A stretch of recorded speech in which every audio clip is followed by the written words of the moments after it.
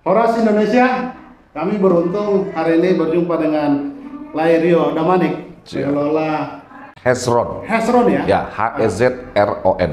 Hezron. Ini satu restoran yang sangat bagus di kawasan Jakarta Timur, tepatnya di Jalan Radar Auri. Ya, Dia dekat dengan tol Cibubur. Cibubur.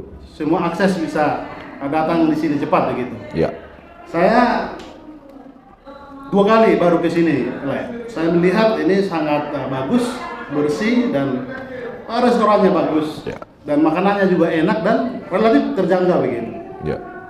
Le, apa sebenarnya di awal-awal dibuat restoran ini? Bisa cerita? Sebenarnya kita konsep membuat resto ini adalah mau mencoba merubah paradigma lapo. Jadi lapo ini kita rubah menjadi sesuatu, kalau lapo itu kan terkesan kurang bersih mungkin atau apa. Jadi kita mau merubah konsep itu atau paradigmanya, kita rubah menjadi sebuah restoran. Nah, jadi restoran ini kita buat dengan konsep yang homey, atau dengan konsep kita ini family. Jadi sistem ininya untuk keluarga lah. Jadi restoran untuk keluarga, di mana mereka bisa menikmati masakan-masakan khas Batak. 2 kali kunjungan ke tempat ini, apa namanya, jiwa entertainnya, Ya. penampilannya juga di panggung, orang asik datang ke sini. Iya. Apa sih yang menonjol sebenarnya di restoran ini selain tampilan entertainnya? Ya. Jadi memang kita menyiapkan tempat ini untuk beberapa konsep pertemuan-pertemuan atau acara-acara orang Batak. Seperti kurang lebihnya mungkin ulang tahun, acara arisan, seperti yang sekarang lagi berjalan acara Bonataun. Bonataunnya ada Bonataun Marga, Bonataunnya punguan arisan, atau punguan persautaun. Dengan tol, akses tol di pinggir jalan, Ya. dan kami mengamati yang mengunjungi ini juga relatif orang-orang Batak yang ekonomi menengah ke atas begitu. Bagaimana mempromosikan restoran ini agar mereka juga happy datang, bukan sekali tapi 2 kali, bahkan berulang-ulang datang ke sini. Ya. Jadi konsep untuk pemasarannya sebenarnya kita tidak menggunakan konsep yang berbeda dengan tempat-tempat lain. Pada prinsipnya sama. Cuman yang lebih kita kedepankan itu adalah kita membuat tamu-tamu tersebut itu memang benar-benar merasa nyaman di tempat ini. Dengan services yang kita punya, kita melayani mereka. Kebetulan seluruh karyawan kita berikan slogan itu adalah melayani dengan hati. Artinya kalau kita melayani dengan hati, sang tamu tersebut pasti dia akan merasa Menempatkan mereka nyaman. sebagai raja ya? Iya, karena pada prinsipnya itu kan tamu itu adalah raja. Jadi kita buat mereka sebagai raja, lalu kita meladeni mereka sebagai layaknya seorang raja. Lihat mereka juga di luar menyediakan tempat parkir sangat ramah, Ya. di dalam juga lalu lalang semua karyawan dengan enjoy mereka melakukannya. Apa yang dilakukan ke mereka? Mungkin ada training pagi tiap hari untuk mereka? Ya, jadi untuk training ke mereka, artinya itu saya melakukan itu seminggu sekali, setiap hari Senin. Saya melakukan training buat mereka bagaimana cara menghadapi tamu-tamu kita, karena tamu-tamu kita ini kan dari berbagai macam kalangan. Bagaimana mereka melakukan services terhadap tamu-tamu kita, karena dimulai dari depan ini kita menyiapkan memang benar-benar full service. Dari tempat parkir kita menyiapkan valet. Valet itu kita siapkan karena memang orang Batak ini kan perlu diservis dari mulai dia nyampe sampai dia mau pulang. Pokoknya raja lah ya. Iya, gitu. Jadi dari depan mereka kita siapkan valet, dari dalam kita siapkan tim-tim yang khusus meladeni dia untuk makan. Lalu di panggung sendiri, karena kita memang menyiapkan panggung itu untuk tamu-tamu. Jadi kita tidak menyiapkan penyanyi di sini. Justru sebenarnya tamu-tamulah yang mungkin dia habis makan, dia mau nyanyi silahkan. Gitu, habis itu dia mau pulang kembali diladeni lagi dengan mobilnya, nanti diambil lagi dari tempat valenya, baru mereka bisa pulang dengan nyaman. Secara umum restoran ini atau resto ini dikelola dengan profesional. Ya. Tentu kan ada latar belakang, mungkin pengalaman sebagai pengelola lain Rio Damani. Apa sih latar belakangnya kemudian berani juga membuat servis begitu rupa? Iya. Jadi pada prinsipnya sebenarnya saya mempunyai background pendidikan di dunia perhotelan. Saya dulu kuliah di Universitas Shahid, sehingga saya sedikit banyaknya mengerti akan hotelier. Jadi how to-nya itu atau how to serve klien sedikit banyaknya saya memahami. Sebenarnya hanya dengan servis santun saja sebenarnya itu sudah menjadi bagian yang menonjol sebenarnya. Tamu masuk, kita greeting. Tamu mau makan, kita layani dia dengan baik. Apapun permintaannya kita ladeni dengan baik. Sebenarnya dengan servis yang sebenarnya pada prinsipnya tidak ada yang berbeda dengan tempat-tempat lain.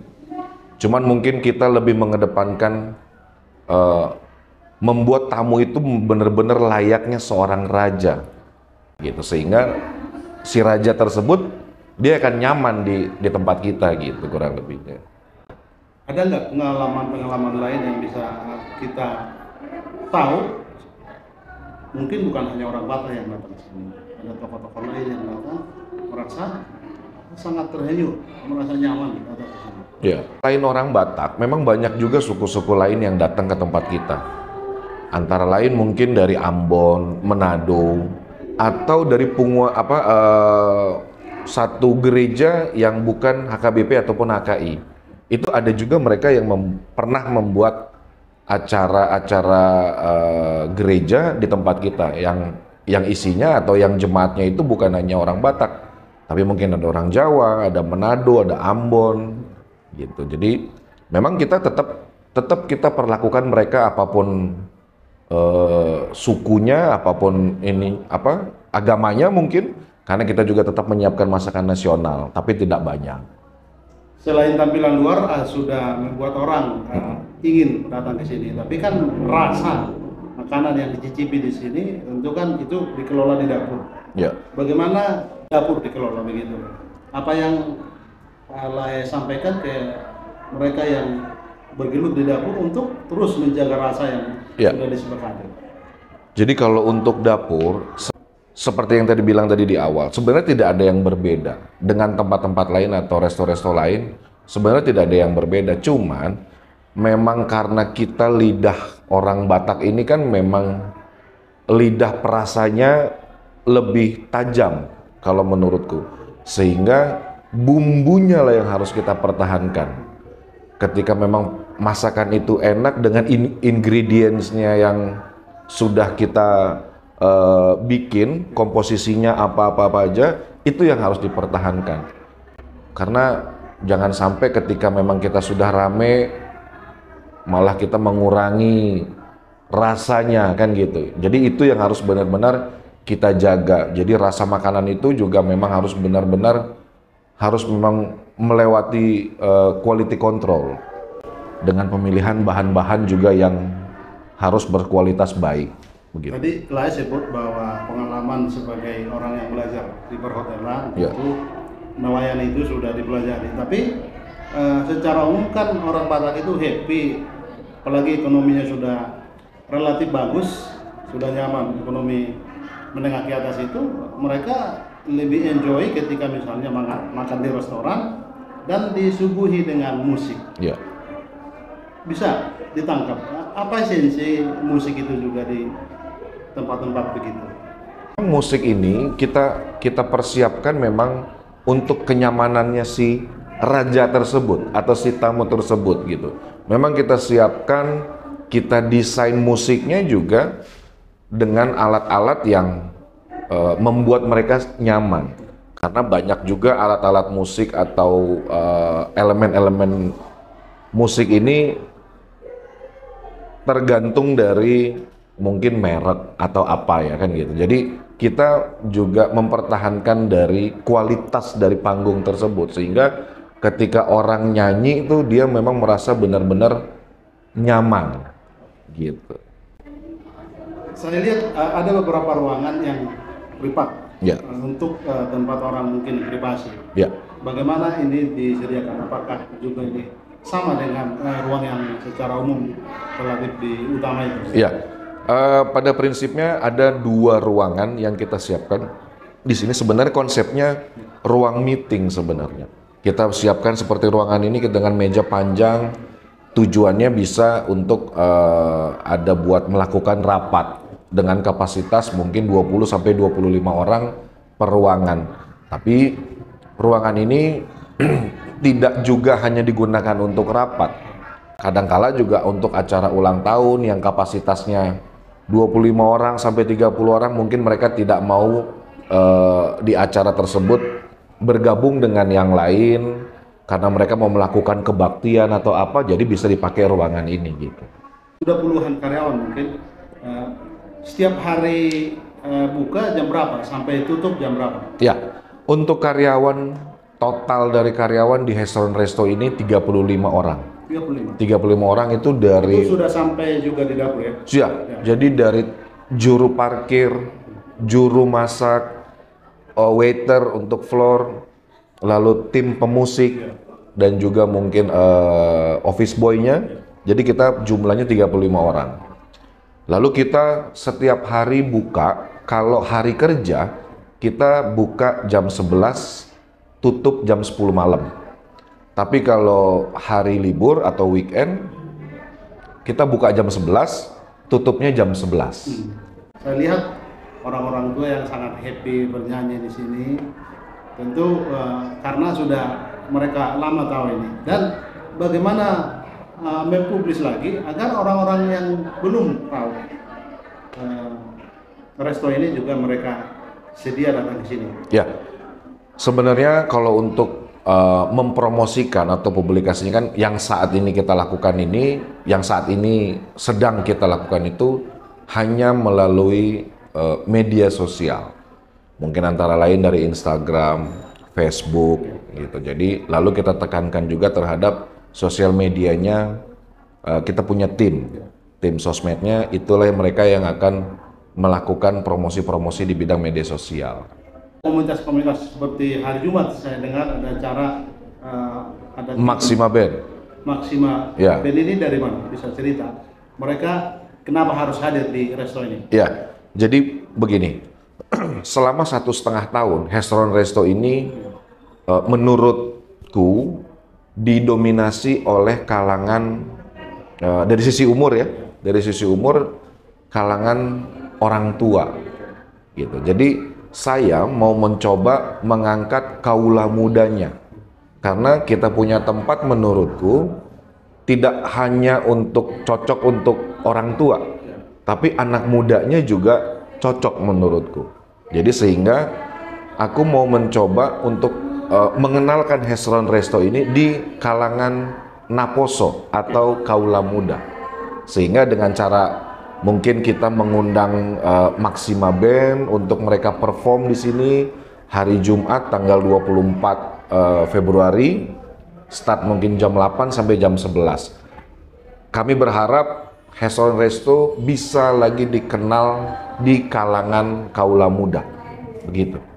Sebagai pengelola resto Hesron ini, Hesron ya? Ya, Hesron. Kenapa sih namanya Hesron? Ya, mau bisa cerita sedikit tentang saya membuat atau mendirikan Hesron Resto ini. Sebenarnya berawal dari saya melihat saya punya orang tua, papa saya ini dia bisa dikatakan penyanyi Batak atau artis Batak. Lalu Hijau entertainnya sudah muncul. wah, mungkin ada sel-sel yang turun-turun sedikit kan begitu. Lalu mama saya termasuk orang yang suka bergaul. Dia mempunyai teman banyak, dia mempunyai komunitas yang banyak. Begitupun saya. kan gitu. Saya mempunyai beberapa teman lah, kan gitu.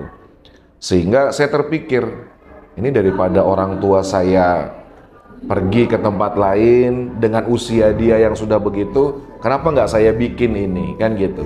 Saya bikin satu wadah di mana dia bisa menyalurkan hobinya dengan tujuan supaya dia jadi lebih sehat.